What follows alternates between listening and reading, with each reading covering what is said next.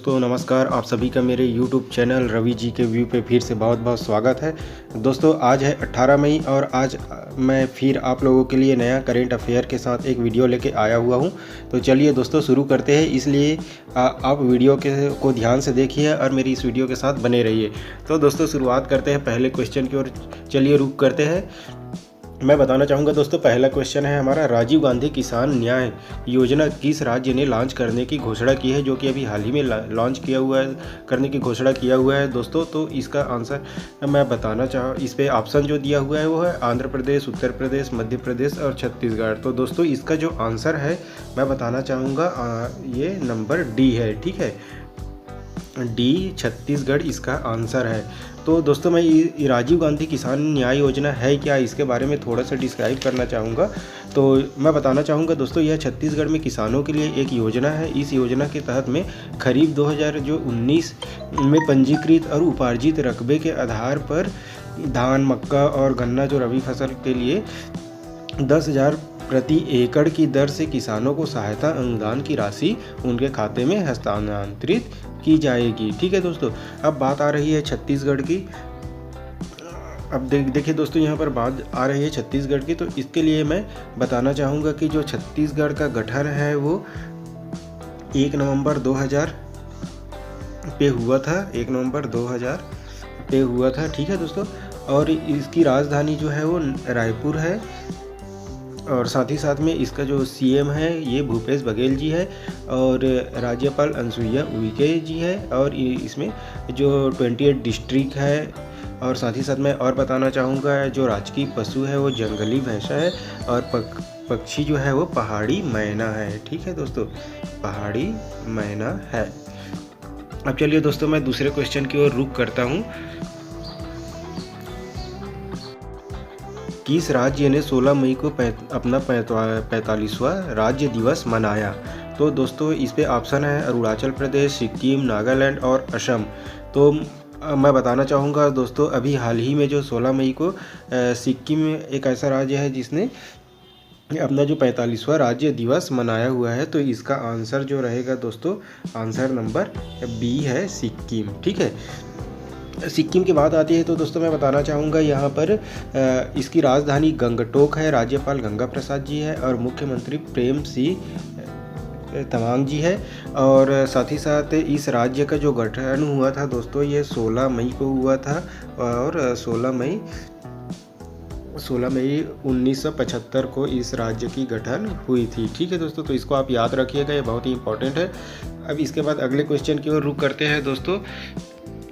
देखिए तीसरा जो क्वेश्चन है, विश्व दूरसंचार दिवस कब मनाया जाता है, जो कि अभी हाल ही में मनाया गया है।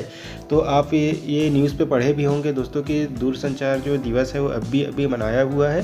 तो इसके बारे में बताना चाहूँगा, ये जो है वो अभी जो हाल ही में 17 मई को मनाया गया हुआ है। ठीक है दोस्तों, तो इसका आंसर जो है वो आंसर नंबर डी रहेगा, 17 मई को। इसका मनाने का उद्देश्य जो ये भी है दोस्तों कि ये जो है दूरसंचार को हमारा जो प्रमोट करना है, जो कि आगे के लिए हमारे भविष्य के लिए भी ये काफ़ी मददगार साबित हो। तो चलिए दोस्तों अब अगले क्वेश्चन की ओर रुख करते हैं। तो अगला क्वेश्चन है दोस्तों, एनिमेटेड इमेज GIF बनाने वाली कंपनी जिफी का अधिग्रहण किस कंपनी ने किया है? ये भी क्वेश्चन हाल ही का है दोस्तों कि अभी जो है वो एक ऐसी कंपनी है जिसने GIF बनाने वाली जिफी कंपनी को अधिग्रहण किया है। तो इसका जो ऑप्शन दिया हुआ है इस पर गूगल, माइक्रोसॉफ्ट, सैमसंग और फेसबुक दिया हुआ है। तो दोस्तों इसका जो आंसर रहेगा वो आंसर नंबर डी है, फेसबुक। ठीक है दोस्तों, अब फेसबुक के बारे में मैं बताना चाहूँगा दोस्तों, इसका जो फेसबुक इस्टेब्लिश हुआ था ये 2004 पे हुआ था और इसका जो हेडक्वार्टर है कैलिफोर्निया है। ठीक है दोस्तों, हेडक्वार्टर कैलिफोर्निया है और इसके साथ ही साथ में इसका चेयरमैन और CEO जो है वो मार्क जुकरबर्ग है। ठीक है, CEO मार्क जुकरबर्ग है, तो याद रखिएगा। अब इसके बाद अगला क्वेश्चन है दोस्तों, गोल कार्यक्रम को किस मंत्रालय के द्वारा फेसबुक के सहयोग से लॉन्च किया गया है? तो दोस्तों ये भी एक इम्पॉर्टेंट क्वेश्चन हो जाता है आप लोगों के लिए, और ये कंपटीशन एग्जाम में पूछने वाली क्वेश्चन है दोस्तों, तो इसका भी चांसेस बहुत ज़्यादा है, इसलिए इसको आप ध्यान में रखिएगा। तो इसका जो ऑप्शन दिया हुआ है दोस्तों, वित्त मंत्रालय, रेल मंत्रालय, जनजातीय मामलों के मंत्रालय और गृह मंत्रालय। तो इसका जो आंसर मैं बताना चाहूँगा दोस्तों, ये आंसर नंबर सी होगा। जनजातीय मामलों के मंत्रालय के द्वारा जो है वो गोल कार्यक्रम को जो है वो लॉन्च किया गया है। तो इसका जो उद्देश्य है ये भी मैं बताऊंगा दोस्तों। तो इसका जो पहले गोल का जो फुल फॉर्म है दोस्तों, यहाँ पर गोल का जो फुल फॉर्म होगा ये मैं बता देता हूँ। तो गोल GOAL इसका जो फुल फॉर्म है ये गोइंग ऑनलाइन एज लीडर्स है। ठीक है दोस्तों, गोइंग ऑनलाइन एज लीडर्स से इसका फुल फॉर्म है। तो इसको भी आपको याद रखना है। अब इसके बाद में और मैं इस पर थोड़ा सा डिस्क्राइब करना चाहूँगा। जो इसका जो केंद्रीय जनजातीय मामले के कार्य मंत्री है ये अर्जुन मुंडा जी है, और कार्यक्रम का उद्देश्य डिजिटल मोड के माध्यम से आदिवासी युवाओं को सलाह प्रदान करना है, और साथ ही साथ इस पर छिपी प्रतिभा को जो है ध्यान में रखते हुए उत्प्रेरक के रूप में इस पर कार्य करना है। ठीक है, इसको प्रतिभा को खोजना भी है। अब इसके बाद जो अगला क्वेश्चन है इसका मैं बताना चाहूँगा दोस्तों, जम्मू और कश्मीर बैंक के नए प्रबंध निदेशक किसे नियुक्त किया गया है, जो कि हाल ही में नियुक्त किया गया है। तो इस पर ऑप्शन है दोस्तों AS राजीव, अमिताभ चौधरी, अजय दिनकर और जुबैर इकबाल। तो इसका जो आंसर है ये होगा दोस्तों आंसर नंबर डी। ठीक है, जुबैर इकबाल इसका आंसर नंबर डी है। अब यहाँ पर मैं थोड़ा सा इस बैंक के बारे में बताना चाहूँगा। इसका जो जम्मू एंड कश्मीर बैंक है ये अक्टूबर 1938 पे इसका इस्टेब्लिश हुआ था, और इसका जो हेड क्वार्टर है दोस्तों ये श्रीनगर में है। ठीक है, इसका हेड क्वार्टर जो है वो कहाँ है, श्रीनगर पे है। तो ये भी एक क्वेश्चन बनता है दोस्तों जो याद रखने वाली बात है।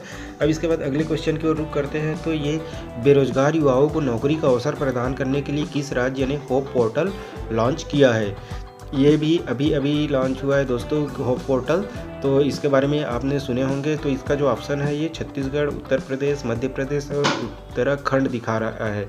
तो इसका मैं आंसर बताना चाहूँगा दोस्तों, इसका जो आंसर है वो है उत्तराखंड। ठीक है दोस्तों, उत्तराखंड सरकार ने जो है ये होप पोर्टल लॉन्च किया हुआ है। तो ये होप पोर्टल का जो जनरली पूरा नाम है ये इसका जो आंसर है डी रहेगा।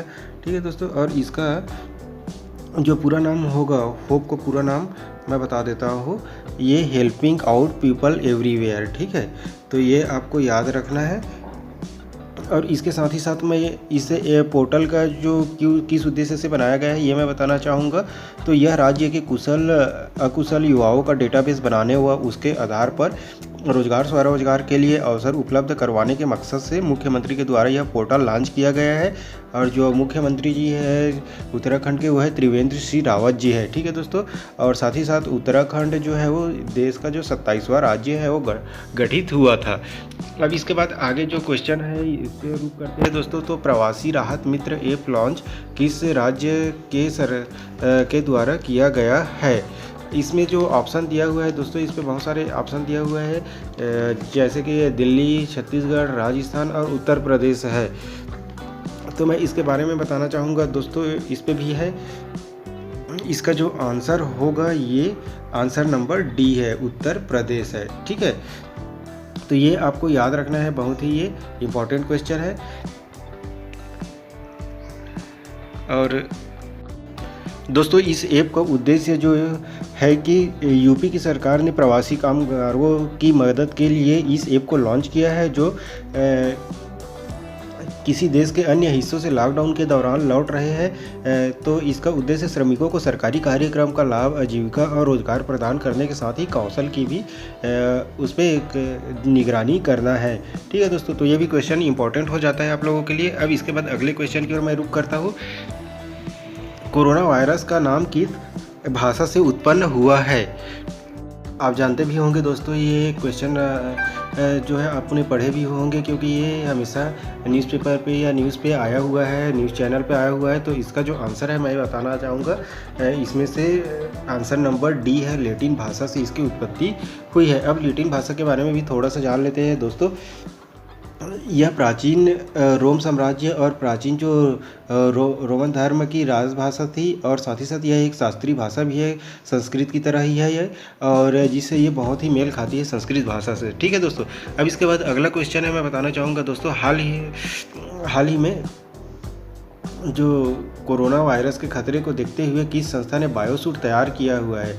ठीक है, तो ये भी एक इम्पॉर्टेंट क्वेश्चन हो जाता है, क्योंकि जो देखा जाए अगर क्योंकि इस खतरा बहुत ज़्यादा था कोरोना वायरस का, तो जो संस्था ने बायोसूट तैयार किया है उसका ऑप्शन यहाँ पर बहुत सारे दिए हुए हैं, जैसे कि इसरो, CRPF, बार्क और DRDO। तो इसका जो आंसर है ये मैं बताना चाहूँगा दोस्तों, आंसर नंबर डी है। ठीक है,